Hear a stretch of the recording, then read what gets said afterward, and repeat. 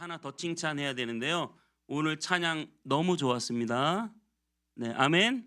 네, 특히 드럼이 잘 치더라고요. 오늘따라. 네, 감사합니다. 여러분, 우리가 사는 것이 어찌 보면 참 팍팍해요. 여러분 그거 아세요? 기준금리는 떨어지는데 은행금리는 올라가는 거 아세요? 이게 아이러니예요. 은행들은 아주 좋겠어요. 그래서 물가도 오르고 금리도 오르고 안 오르는 건 뭐뿐이다? 내 월급뿐이다. 네, 다 알고 계시네요. 네, 우리가 다 그렇게 지금 살아가고 있습니다. 네, 행복하게 결혼 생활을 꿈꾸고 아내 남편 만나 살아가는데 그 안에 또 막 갈등이 있어요. 아이를 낳아서 너무 예쁜 것 같은데 그 아이들 때문에 힘들 때가 있어요. 너무 새 아파트 얼죽신인데 얼어 죽어도 신축인데 네, 좋아서 아파트에 이사 왔는데 위에서 쿵쾅 쿵쾅 이런 소리도 들리고요. 여러 가지로 삶이 내 마음대로 되는 게 별로 없는 것 같아요. 네, 우리 안에서 정말 우리 인생이 얼마나 힘든 시간들을 보내고 있는지 각자 제가 참 위로를 드리고 한 가지 확신 있게 말씀드릴 수 있는 것은 어쨌든 제가 부족하지만 저와 여러분의 이 삶을 위해서 새벽마다 끊임없이 여러분을 위해서 기도한다는 사실을 여러분 기억하시기를 바랍니다. 여러분 그렇게 힘들고 어려워요. 날마다 힘든 시간 보내고 몸은 자꾸 약해지고 아파요. 제가 2주 동안 지금 감기 때문에 엄청 고생하고 있어요. 물을 달고 살아요. 물을 또 얘기한 김에 잠깐. 지금 목이 아파가지고요. 제가 2주 동안 정말 고생을 많이 하고 있습니다. 그렇게 몸도 약해지고, 네. 또 어떻게 보면 우리의 과연 미래가 얼마나 우리에게 찬란한 미래가 있을까 생각해 보면 그것도 역시 불투명하고요. 여러분 그래도 우리는 하늘을 보는 줄 믿습니다. 하나님은 그 하늘을 매일매일 다르게 색칠하시거든요. 오늘도 보셨어요? 네, 어제도 보셨어요? 하나님이요 그 하늘을 어쩔 때는 빨갛게, 어쩔 때는 파랗게, 어쩔 때는 흰 구름으로, 어쩔 때는 구름이 살짝 뭉게뭉게 떠 있는 구름으로 날마다 우리를 위하여 색을 입혀 주시잖아요.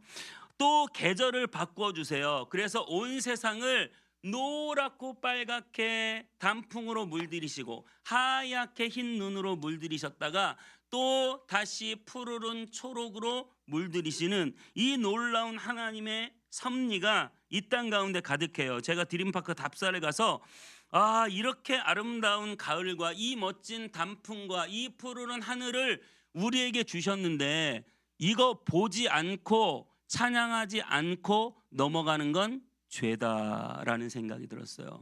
네, 오늘 여러분 죄에서 해방되시기를 바랍니다. 마음껏 하늘을 보고 단풍을 보고 이렇게 색색을 입혀 바꿔주시는 그 하나님을 찬양하는 저와 여러분 되시기를 바랍니다. 봄이 되면 꽃도 보러 가야겠죠. 아멘. 네, 겨울이 되면 눈도 보러 가고 사계절에 맞춰서 한 번씩은 나가서 그 아름다운 자연을 보며 하나님을 찬양해야 하는 의무가 우리에게 있는 거구나. 여러분 하나님이 열심히 만들어 놓고 그려 놓고 색을 물들여 놨는데 우리는 지나가는 둥 마는 둥 보는 둥 마는 둥 감사도 없고 감격도 없고 아니 하나님이 이렇게 멋진 가을을 만들어 놨는데 우리 안에 아무런 감격과 감사가 없으면 그렇게 만들어 놓은 하나님 섭해요 안 섭해요? 열심히 요리를 준비해 놨더니 남편이 쳐다도 안 보고 집에 방에 들어가면 섭해요 안 섭해요? 아이들이 맛없다고 하면 섭해요 안 섭해요? 우리 하나님도 섭섭하시겠죠? 오늘 마음껏 주님을 찬양하는 하루 되시기를 축복합니다.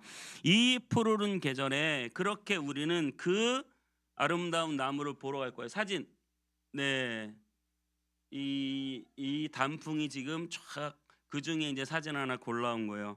그런데 오늘 예수님도 이렇게 풍성한 무화과 나무 앞에 서 계세요. 다음 사진. 네, 이게 무화과 나무입니다. 이게 오늘 본문으로 들어와서 이게 무화과 나무예요.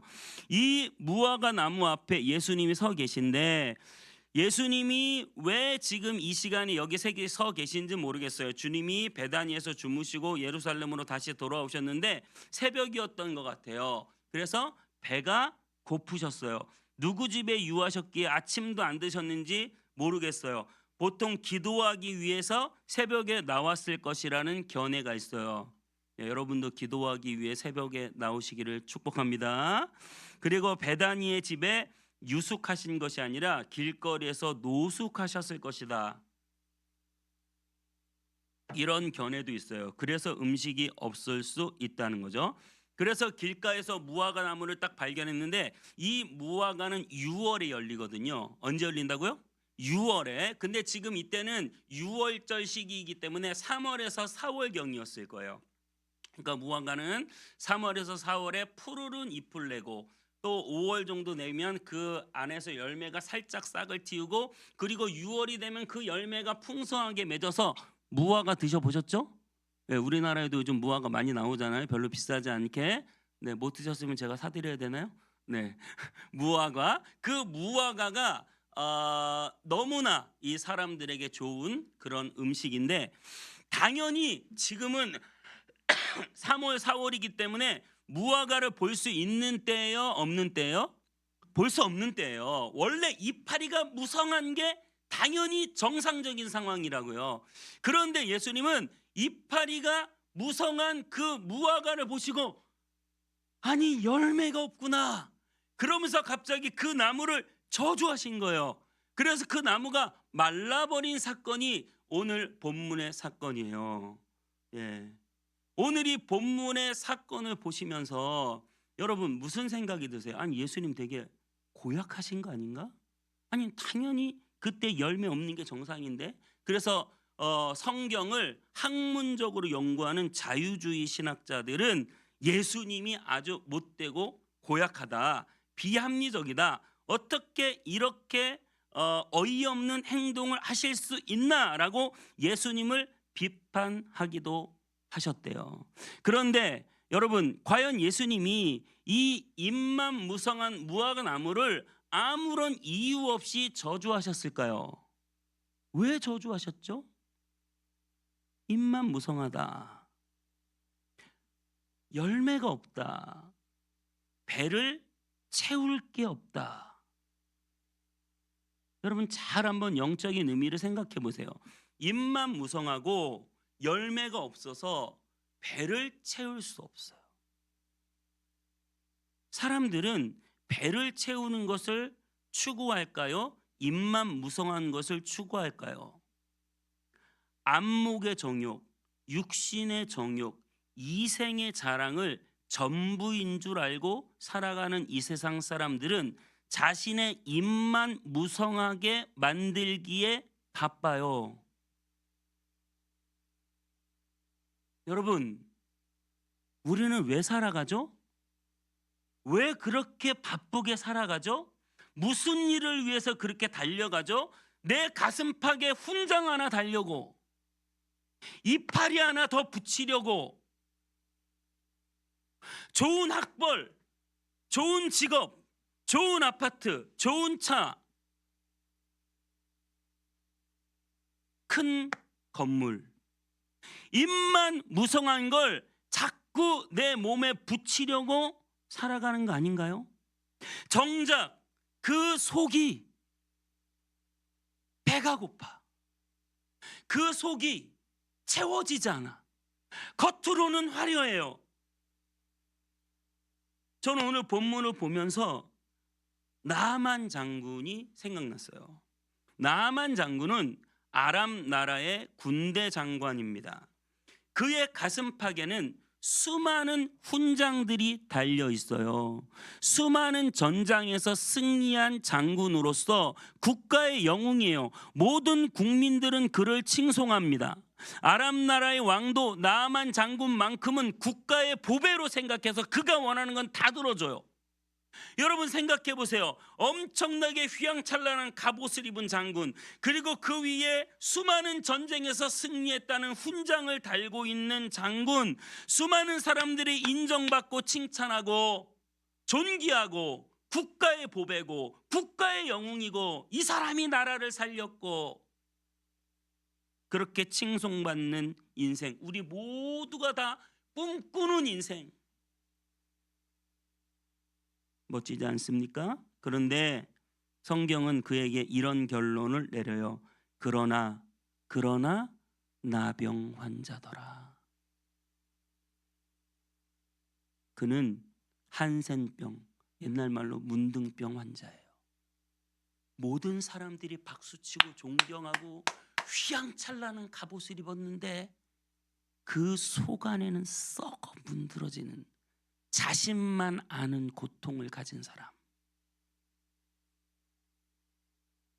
이것이 우리 인생 아닙니까? 지금 우리나라에서 제일 골치 아픈 사람 2명만 이야기해 줄게요. 이병철 창업주가 삼성물산이라는 회사를 자본금 3만 원으로 시작해서 삼성이 시작됐어요. 지금은 엄청나게 많은 회사들이 우리 전 국민의 모든 삶에 영향을 주는 회사들이 또 그런 수많은 계열사들이 있고 우리 국가 재정의 3분의 1을 담당한다고 할 정도로 어마어마한 돈벌이를 하고 있고 삼성전자 직원 숫자만 수십만 명이에요. 엄청난 이파리들을 가지고 있어요. 그런데 여러분 그거 아세요? 지금 삼성이 미래가 안 보인다고. 지금 이재용 회장님 머리가 터질 것 같아요. 아버지가 읽어오는 거 내가 다 까먹으면 어떡하나. 지금 머리가 터질 것 같아요. 우리나라에서 가장 강력한 권력을 가진 대통령님 이번 주 기자회견을 하셨는데 갑론을박이 많지만 어찌됐든 지금 가장 대한민국에서 수천 명의 우리나라 국가 최고위직을 다 자기 이름으로 임명을 주고 또 거기에서 수많은 사람들이 임명을 받아서 대한민국 요지의 수만 자리를 자신이 다 주고도 엄청난 지지와 성원을 받았음에도 지금 가장 머리 아픈 사람이 돼 있어요. 여러분 아무리 많이 가져도 아무리 큰 힘이 있어도 우리는 여전히 저주받은 인생이에요. 인생이 저주예요.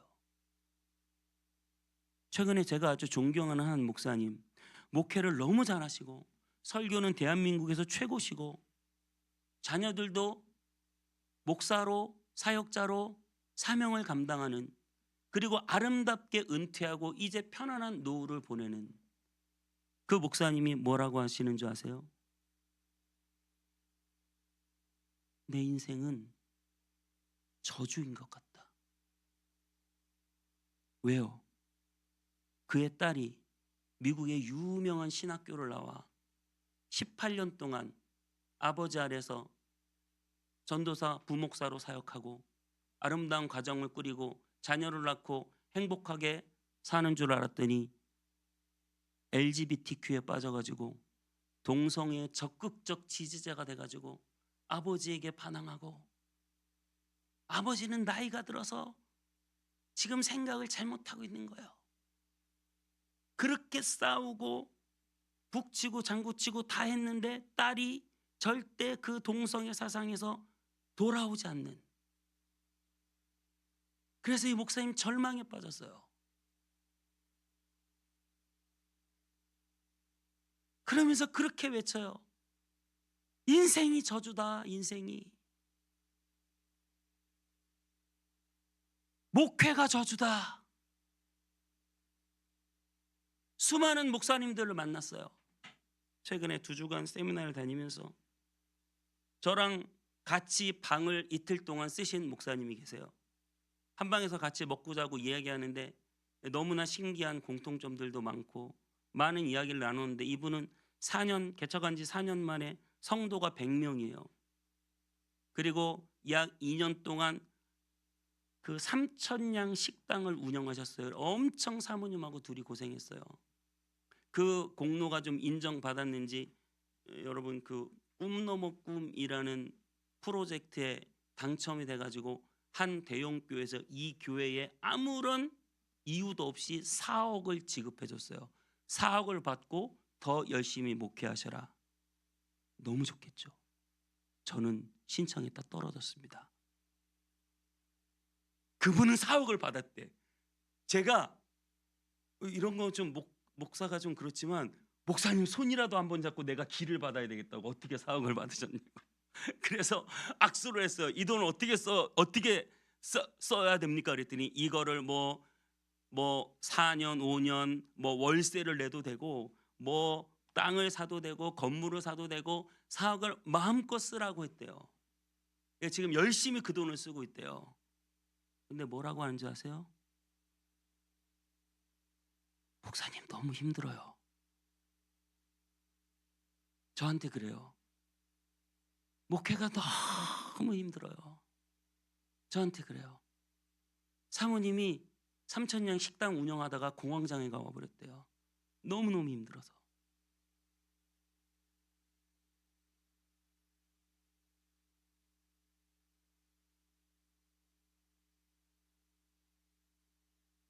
나주에서 제가 좀 한 2주 후에 가서 만날 건데, 나주에서 목회하는 한 목사님도 8년 동안 성도가 450명까지 성장했어요. 어마어마한 급성장을 이뤘어요. 누가 봐도 부러워할 만한, 한국교회에서 이렇게 맨땅 헤디카드 개척해가지고 저렇게 성장한 케이스가 있나 싶을 정도로 박수받는 목사님이요. 너무 힘들어서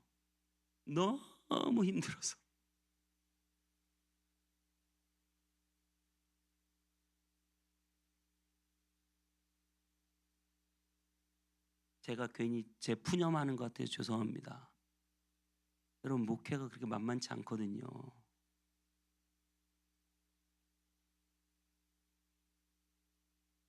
목회가 저주예요. 저는 목회가 제 인생의 모든 것이고 하나님 말씀을 전하고 교회 세우는 것을 최우선 사명으로 생각하는 사람이지만, 여러분, 우리 인생이 저주고 목회가 저주고 우리가 살아가는 모든 것이, 여러분, 소망이 하나도 없어요. 작은 교회 목사님들도 많이 알잖아요.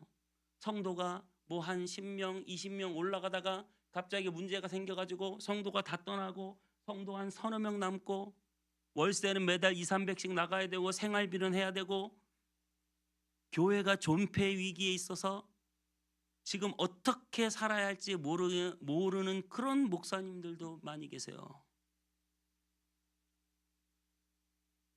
수많은 목사님들을 만나면서 그것이 열등감이 됐든 그것이 우월감이 됐든, 인간은 자기가 뭔가 좀 가지면 우월해지고 인간은 자기가 뭔가 좀 없어 보이면 늘 열등감 속에 시달리면서 우리 인생이 이 이파리가 누가 더 무성하고 이파리가 누가 더 적으냐를 따져가며 그 입만 바라보고 살아가는 저주받은 인생. 내가 부모를 잘못 만났나? 내가 머리가 안 좋았나? 내가 남편을 잘못 만나서, 내가 아내를 잘못 만나, 내가 자식을 잘못 둬. 우리 인생은 날마다 저주 같은 거예요.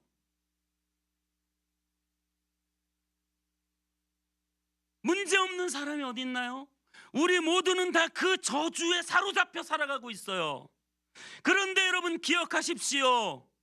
여러분을 대신해서 저주받아 나무에 달려 죽으신 분이 계시다는 사실을 기억하시기를 축복합니다. 내가 저주받은 것으로 끝나는 인생 되게 하지 않으시고 내 저주를 대신 받아 저주받은 나무에 달려 나를 대신해 죽으신 분이 계시다. 내 모든 저주를 대신 짊어지신 분이 계시다. 나의 모든 저주를 가져가신 분이 계시다. 그리고 그분은 나에게 진정한 열매를 주신 분이십니다. 사람은 먹고 뒤돌으면 배고파요. 물 마시고 뒤돌으면 또 목말라요. 이게 우리 인생이에요. 저주받은 인생. 이파리만 바라보며 늘 배고픈 것이 인생, 늘 목마른 것이 인생. 이파리로 아무리 나를 가리고 채우려고 해도 채워지지 않는 것이 우리 인생. 진짜 열매, 예수 그리스도를 먹고 마셔야 할 줄 믿습니다. 여러분, 목회든 인생이든 자녀 키우는 거든 가정이든 직장이든 예수 그리스도만이 저주받은 우리 인생의 유일한 소망이라는 사실을 믿으시기 바랍니다. 이파리만 바라보고 살지 마세요. 이파리예요.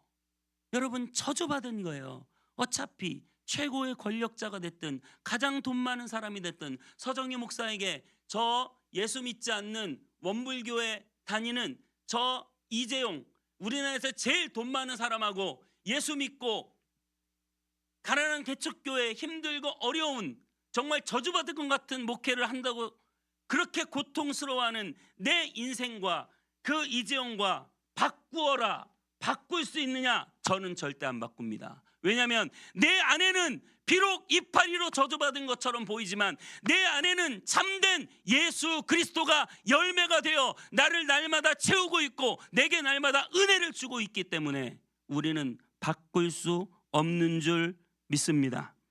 먹어도 먹어도 배고픈 인생, 마셔도 마셔도 목마른 인생, 이파리로 가리려고 해도 가려지지 않는 우리의 저주받은 인생, 이파리는 말라버립니다. 아담과 하와가 죄를 짓고 나무 잎으로 아무리 자기를 가리려고 해도 그 이파리는 저주받아 말라버리고 세상이 돈과 물질과 쾌락과 권력과 모든 것은 날마다 말라버리고